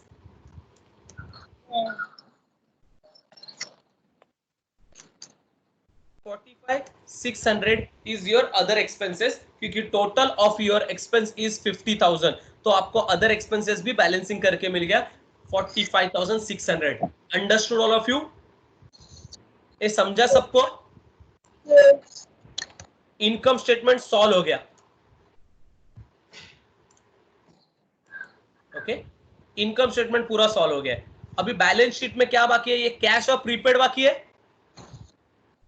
दो ही बाकी है. और वो दोनों को सॉल्व करने के लिए अपने पास एक रेशियो है. कौन सा वाला? करंट हो गया है, क्विक रेशियो है. चलो क्विक रेशियो यूज करते हैं. क्विक रेशियो से अभी वो सॉल्व हो जाएगा. तो क्विक रेशियो यूज करता हूं. फॉर्मूला बोलो क्विक रेशियो का. quick assets upon quick liability पहले दिया कितना है क्विक रेशियो का वैल्यू? 0.8 दिया है. 0.8. बोलो फॉर्मूला बोलो क्विक रेशियो का. Quick assets upon quick liabilities is equal to 0.8.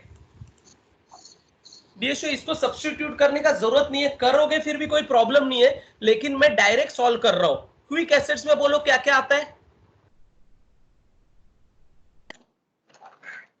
मैं डायरेक्ट सॉल्व कर रहा हूं रेशियो को. बोलो क्विक एसेट्स में क्या क्या आता है? अकाउंट्स रिसीवेबल, stock और कैश. Inventory. स्टॉक नहीं आता है. इन्वेंट्री नॉन क्विक है. Accounts receivable and cash. Cash, inventory और प्रीपेड एक्सपेंस दोनों नॉन क्विक है. तो मैं rather than taking non quick, मैं डायरेक्टली क्विक ही ले रहा हूं. Is that clear?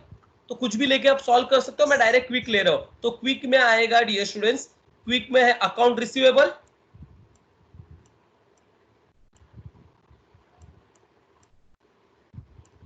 Plus cash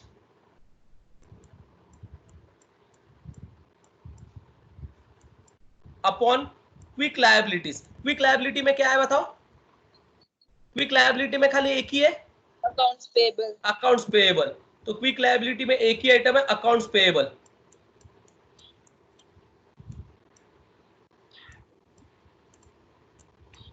is equals to 0.8. अब इसमें से मुझे कैश छोड़ के बाकी सब पता है, तो मुझे कैश का बैलेंस मिल जाएगा. सो अकाउंट रिसीवेबल कितना है? 7,000. और बिल्स पेबल कितना है? 12,200. अकाउंट्स पेएबल 12,200 है, सो अकाउंट रिसीवेबल है 7,000 प्लस कैश मिसिंग है अपॉन अकाउंट्स पेएबल है 12,200 इज इक्वल टू 0.8, तो ये उधर जाके मल्टीप्लाई होगा, so this is going to be 7,000 plus cash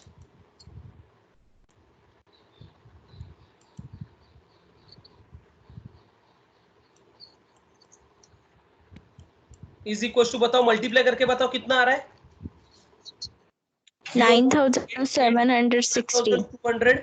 9,760. 760. अब ये 7,000 उधर जाके क्या होगा बताओ, माइनस, तो बोलो कैश कितना आ रहा है, 7,000 माइनस होगा, कैश कितना आ रहा है 760. 2,760, ये है आपका कैश बैलेंस। तो आपको एसिड टेस्ट रेशियो से आपको कैश बैलेंस भी मिल गया, कितना मिला 2,760 बराबर है। तो मुझे बताओ जैसे आपको कैश बैलेंस मिल गया, आपका प्रीपेड एक्सपेंसेस भी आपको मिल जाएगा, वो एक ही आइटम अभी मिसिंग है, बोलो प्रीपेड एक्सपेंसेस कितना आएगा, कैसे आएगा prepaid expenses, 24,400 minus 13,000 minus 7,000 minus 2,760, बताओ कितना आ रहा है prepaid expenses, 1,640. that is going to be your prepaid expenses.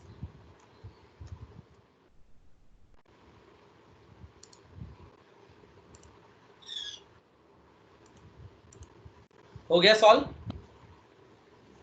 समझा? तो सम Yes, sir. बहुत लेंदी था क्योंकि ये फाइनल अकाउंट्स वाला सम था, एग्जैक्टली। अब तक अपन खाली सम में बैलेंस शीट बना रहे थे, यहाँ पे पूरा फाइनल अकाउंट्स भी करना था, इनकम स्टेटमेंट भी ड्रॉ करना है और इनकम स्टेटमेंट और के हेल्प से बैलेंस शीट भी ड्रॉ करना है, तो इनकम स्टेटमेंट बैलेंस शीट दोनों भी ड्रॉ करना था, एग्जैक्टली। और रेशियोज भी काफी रेशियोज नए थे, जैसा कि इक्विटी रेशियो नया है, डेट रेशियो नया है, एग्जैक्टली। ये डिविडेंड यील्ड रेशियो नया है, तो 3 रेशियो नए अपन ने सॉल्व किए, dividend yield ratio, equity ratio, बराबर। तो वो सब ये सब में था। So this is a lengthier sum, I hope this is clear, समझा रहेगा आपको, ओके। नेक्स्ट,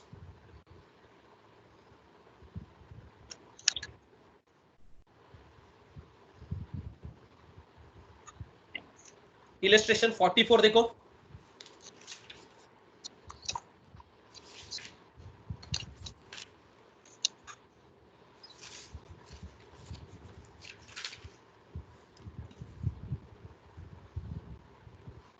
चलो illustration 44.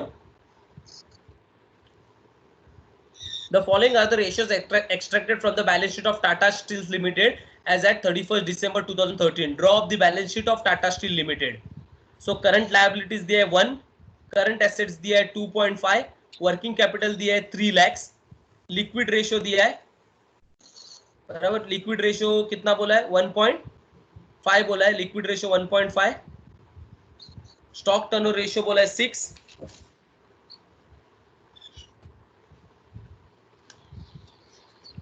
सो स्टॉक टर्नओवर रेशियो 6 बोला है, gross profit ratio 20%, debt collection period 2 months, share capital 5 lakhs, reserves and surplus 2,50,000 and fixed assets turnover on cost of sales 2.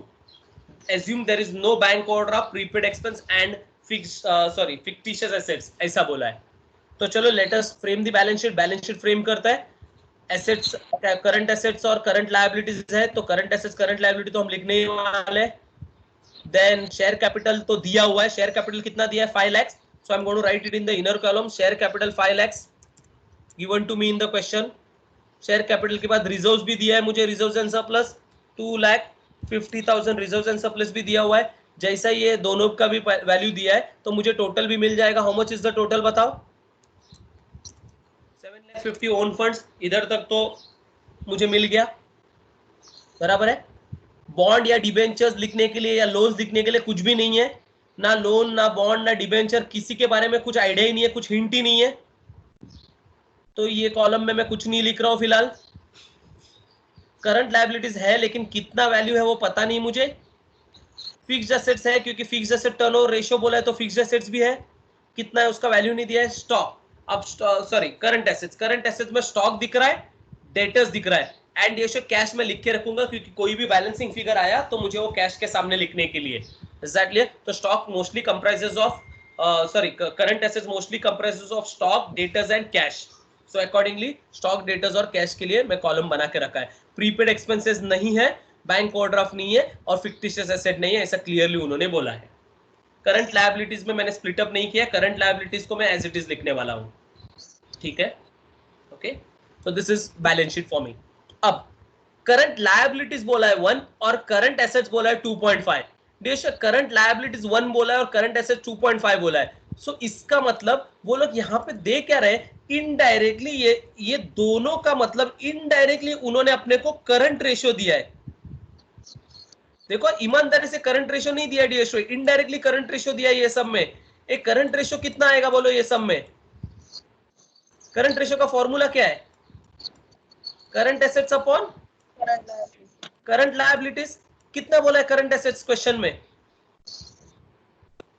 2.5 current assets बोला है। ये वो अमाउंट तो दिया नहीं, अमाउंट दिया रहता तो मैं इधर लिख लेता था, अमाउंट नहीं दिया है उन्होंने, ऐसा पॉइंट्स में दिया है। Current assets 2.5 upon current liability कितना दिया है उन्होंने? 1। मतलब इनडायरेक्टली वो लोग बोलना चाह रहे हैं करंट रेशियो कितना है बोलो? 2.5:1। ये करंट रेशियो है। सो इनडायरेक्टली वो लोग ने करंट रेशियो दिया है 2.5:1। बराबर है? बोलो करंट रेशियो सॉल्व होगा क्या अभी? यस, कैसे? वर्किंग कैपिटल दिया हुआ है ना। वर्किंग कैपिटल दिया हुआ है तो dear with the help of working capital x लेके हम सॉल्व कर पाएंगे जो अपने को कॉम्बिनेशन पता है। सो डियर स्टूडेंट, यहाँ पे मैंने करंट एसेट्स और करंट लायबिलिटीज के हेल्प से करंट रेशियो लिया और करंट रेशियो और वर्किंग कैपिटल को मैं सॉल्व कर रहा हूँ। वर्किंग कैपिटल दिया हुआ है 3 लाख, तो चलो करंट रेशियो यूज करते हैं। करंट रेशियो का formula current assets upon current liabilities is equal to 2.5। Let current liabilities भी क्या लेते हैं हम लोग? Be x. Current liability x लेते तो करंट एसेट्स यहाँ पे मल्टीप्लाई होकर आएगा। बोलो करंट एसेट्स कितना आएगा? 2.5x। Current assets will be 2.5x। और हमको याद है ये वर्किंग कैपिटल में सब्स्टिट्यूट करते हैं, हमने बहुत बार सॉल्व किया है। So working capital is equal to कितना दिया? वर्किंग कैपिटल का आंसर 3 लाख दिया है। 3 लाख इज वर्किंग कैपिटल। अब वर्किंग कैपिटल का फॉर्मूला बोलो, मैं नेक्स्ट स्टेप में इसके बाद में फॉर्मूला सब्स्टिट्यूट करता हूं। What is the formula therefore? Working capital का फॉर्मूला बोलो क्या है? Current assets minus current liabilities. Minus current liabilities is equal to 3 lakh. Current assets मुझे मिला है 2.5x माइनस करंट लायबिलिटी मैंने एज्यूम किया x is equal to 3 lakh. तो 1.5x is equal to 3 lakh. चलो बोलो x कितना आया? 2 lakhs. 2 x, lakhs. x मतलब क्या? लायबिलिटी। Current liabilities. लायबिलिटी मिला 2 लाख, तो फिर करंट एसेट्स भी मिल जाएगा। करंट एसेट्स कितना है? करंट एसेट्स इक्वेशन फॉर्म में कितना था? 2.5x था ना? 5 लाख। सो 2.5x मतलब 5 lakh. Yes, So this is nothing but 2.5 into 2 lakhs, which is nothing but 5 lakhs. बराबर है? तो चलो करंट एसेट्स और करंट लायबिलिटी सॉल्व हो गए। ये बहुत बार हमने किया है तो ये आ जाना चाहिए अभी। सो करंट एसेट्स का टोटल मिला 5 lakhs। करंट एसेट्स का टोटल 5 lakhs और करंट लायबिलिटीज भी मिला। कितना मिला करंट लायबिलिटीज बोलो? 2 lakh. 2 lakhs। 2 lakhs. I hope this is clear. बराबर है?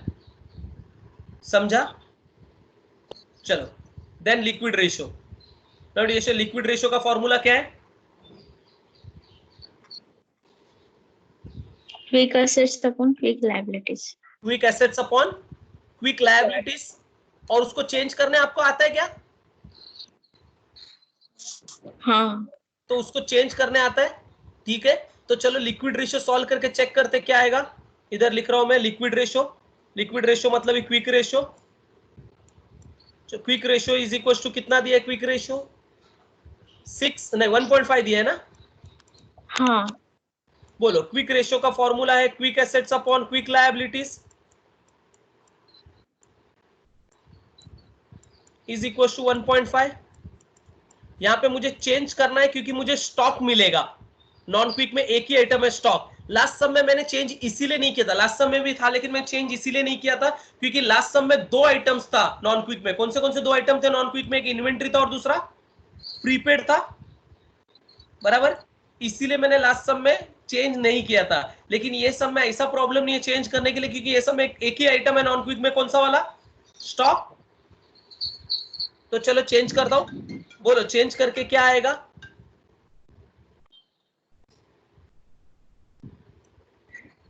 Current assets minus non quick assets upon current liabilities minus non quick liabilities is equal to 1.5। Current assets मिला है 5 लाख। नॉन क्विक एसेट्स में आएगा स्टॉक नहीं पता इसलिए मैं स्टॉक को स्टॉक लिख रहा हूं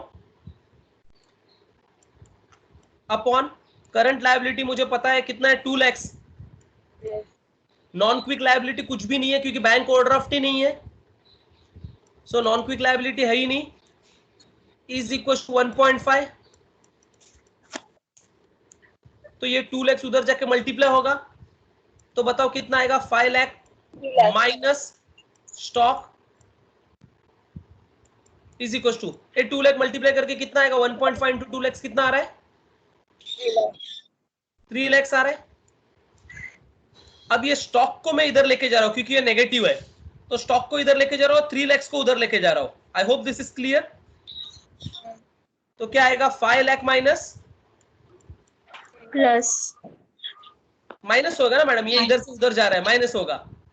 हाँ हाँ 5 lakh minus 3 lakh is equal to stock. तो स्टॉक बोलो कितना आया? 2 लाख। स्टॉक 2 लाख मिला। I hope this is clear. तो यहाँ पे अपन ने क्विक रेशियो के हेल्प से स्टॉक निकाला। बोलो कितना आ रहा है अपना स्टॉक? 2 लाख। 2 lakhs स्टॉक का वैल्यू मिला 2 lakh. I hope this is clear. Okay, अब जैसे स्टॉक मिला we are in a position to calculate stock turnover ratio क्योंकि स्टॉक है अपने पास। ठीक है, चलो बोलो स्टॉक टर्नओवर रेशियो का फॉर्मूला बोलो क्या है? Stock turnover ratio is equal to COGS upon stock पहले कितना दिया है स्टॉक टर्नओवर रेशियो का? आंसर बोलो। स्टॉक टर्नओवर रेशियो 6 टाइम्स बोला है। Stock turnover ratio is COGS upon, यहाँ पे एवरेज स्टॉक लेने का जरूरत नहीं है क्योंकि यहाँ पे कोई ओपनिंग स्टॉक के बारे में नॉलेज नहीं है, तो COGS अपॉन स्टॉक की डायरेक्ट लिख रहा हूं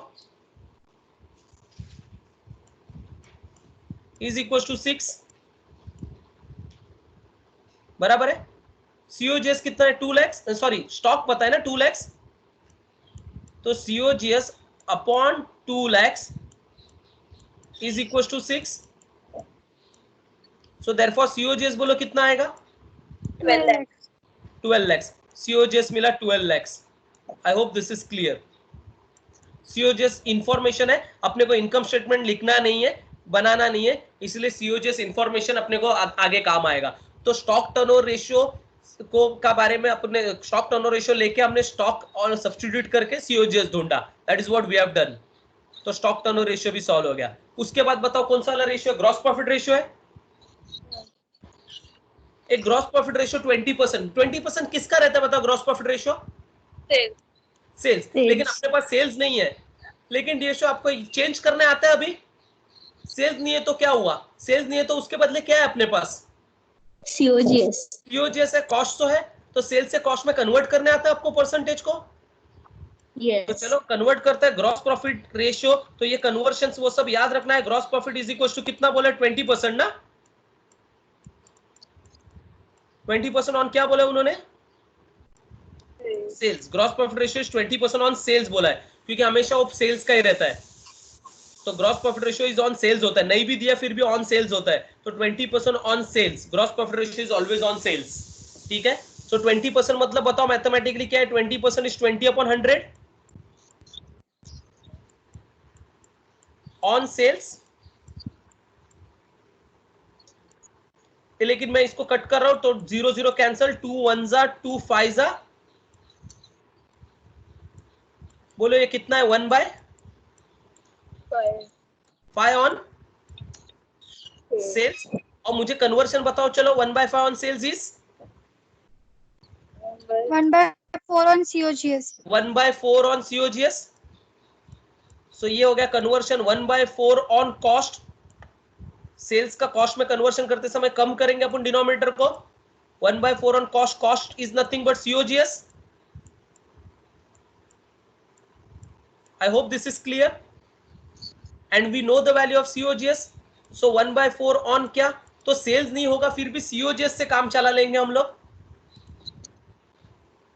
So 1/4 into, बोलो COGS कितना मिला था, 12 lakhs। चलो बोलो कितना आ रहा है, 3 lakhs. 3 lakhs ग्रॉस प्रॉफिट मिला। और जैसे ग्रॉस प्रॉफिट मिला डियर स्टूडेंट, सेल्स मिल जाएगा।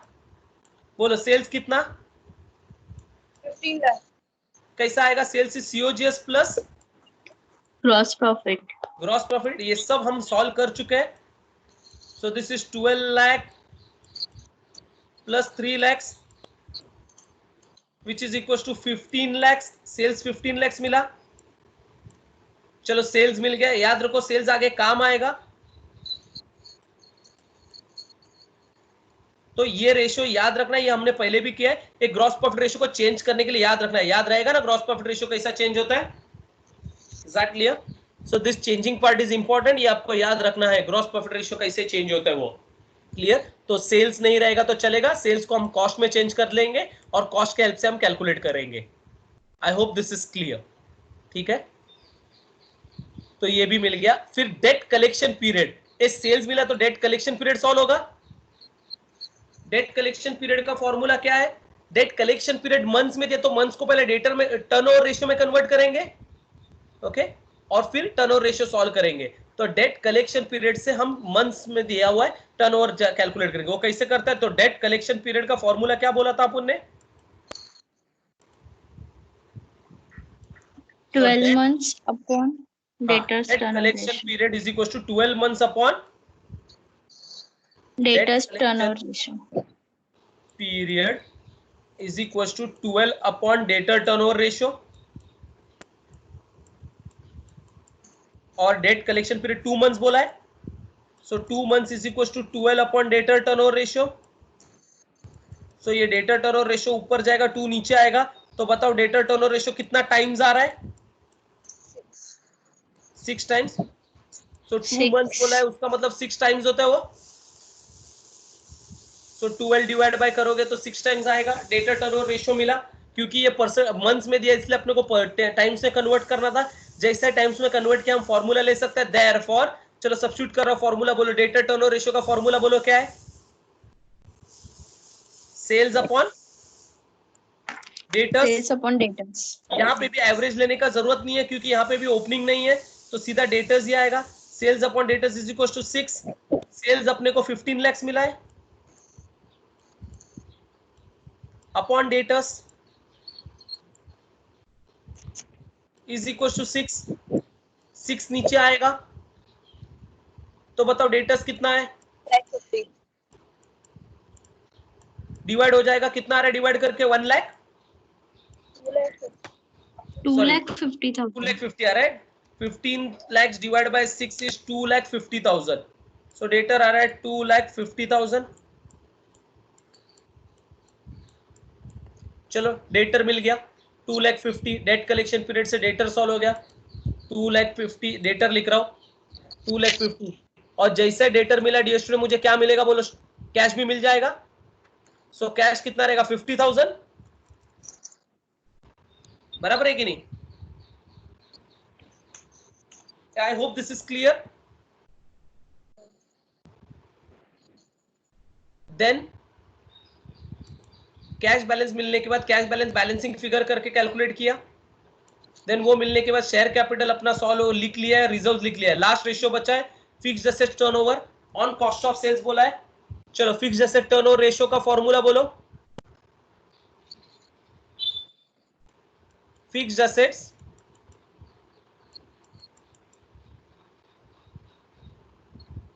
Turnover ratio is equals to, कितना टाइम्स बोला है उन्होंने, 2 times. Fixed asset turnover ratio cost of sales पे बोला है, तो कॉस्ट ऑफ सेल्स मतलब COGS upon fixed assets is equal to 2। COGS हमको पता है 12 लाख है ना, COGS upon fixed assets is equal to 2। चलो 2 नीचे आएगा, फिक्स्ड एसेट्स ऊपर जाएगा, तो बोलो फिक्स्ड एसेट्स कितना है, 6 लाख। फिक्स्ड एसेट्स मिल गया 6 लाख, ये भी सॉल्व हो गया, फिक्स्ड एसेट्स भी मिल गया। आउटर कॉलम में लिख रहा हूं फिक्स्ड एसेट्स 6 लाख, ऐसा ही फिक्स्ड एसेट्स मिल गया मेरा। ये एसेट साइड का टोटल हो गया, कितना है बोला एसेट साइड का टोटल, 11 lakh. 11 लाख बराबर है। लायबिलिटी साइड का टोटल देखो कितना आ रहा है, लायबिलिटी साइड का टोटल कितना आ रहा है जरा बताओ मुझे, 9,50,000. 9,50,000 आ रहा है, मैच नहीं हो रहा है, बराबर है। क्यों मैच नहीं हो रहा है डियर स्टूडेंट बताओ जरा। Long term liability. हाँ Loan या तो लोन्स, तो dear student loan is what the missing figure is. उन्होंने कहीं भी क्वेश्चन में लोन मेंशन नहीं किया है, लेकिन हमको समझना है कि यहाँ पे टैली नहीं हो रहा है, उसका मतलब यहाँ पे loan will be the balancing figure. और मुझे कैसा पता चला लोन रहेगा सब में, क्योंकि उन्होंने नीचे देखो assume that there is no bank overdraft बोला है, प्रीपेड एक्सपेंस 50 शेयर्स, लेकिन assume that there is no loan बोला नहीं था। समझा सबको, बराबर है। तो इसलिए यहाँ पे कहीं दिख नहीं रहा है लोन है, लेकिन देयर इज अ पॉसिबिलिटी कि लोन हो सकता है, इसलिए मैंने जगह रखा था डीएसओ है, लोन हो सकता है। अगर ये मैच हो जाता था, ये 11 लाख और ये 11 लाख दोनों भी आ जाता था, तो लोन नहीं रहता था। एग्जैक्टली, तो लोन एज्यूम नहीं कर लेता था, लोन नहीं रहता था। लेकिन यहाँ पे मैंने गैप इसीलिए रखा था क्योंकि देयर इज अ पॉसिबिलिटी कि एसेट साइड का टोटल ज्यादा रहेगा, लायबिलिटी साइड में बैलेंस आएगा, तो ये सब में जैसे आ रहा है, एंड हेंस वो बैलेंसिंग फिगर को मैं बोलूंगा लॉन्ग टर्म लोन्स, या सिंपली लोन्स बोल रहा हूं मैं, ठीक है। लोन्स या डिबेंचर्स भी बोल सकते हो। बोलो बैलेंसिंग फिगर कितना आ रहा है, डिबेंचर्स या loans. 1,50,000. 1,50,000 is going to be your loan का value and that is your balancing figure। कहीं भी मेंशन नहीं किया था, अपने को बैलेंसिंग करके मिला। और फिर जाके अगर बाय चांस मुझे एक बात बताओ, लायबिलिटी साइड का टोटल बड़ा होता था और एसेट में लिखता था, और एसेट का बैलेंसिंग आता तो मैं क्या लिखता था बताओ। अगर एसेट बैलेंसिंग आता तो मैं क्या लिखता था? Investments, very good. Asset balancing आता तो इन्वेस्टमेंट लिखता था, क्योंकि यहाँ पे इन्वेस्टमेंट नहीं है ये भी नहीं बोला था। इज दैट क्लियर, बराबर है। तो एसेट्स बैलेंसिंग आता था तो मैं इन्वेस्टमेंट लिखता था, लेकिन डीएसओ एसेट बैलेंसिंग नहीं आ रहा है, एसेट बड़ा हो गया था टोटल। ओके, सो डीएसओ एसेट का टोटल बड़ा हो गया तो लायबिलिटी में बैलेंसिंग करना पड़ा और लोन लिखना पड़ा। आई hope this is clear. Okay, Yes, sir. Understood with this two sums. आज का वो पहले वाला सम थोड़ा सा डिफिकल्ट लेवल था, इज दैट क्लियर। इसमें बहुत कुछ है, ये एक बार प्रैक्टिस कर लेना, क्योंकि इसमें बहुत कुछ है। पूरा फाइनल अकाउंट्स बनाना है आपको with the help of ratios, complete final account बनाना, और उसमें भी लास्ट ईयर का बैलेंस शीट दिया हुआ है, तो लास्ट ईयर का बैलेंस शीट से ये साल का बैलेंस शीट फ्रेम करना है, and with the help of ratio पूरा फाइनल अकाउंट फ्रेम करना था। ये क्वेश्चन थोड़े डिफिकल्ट है।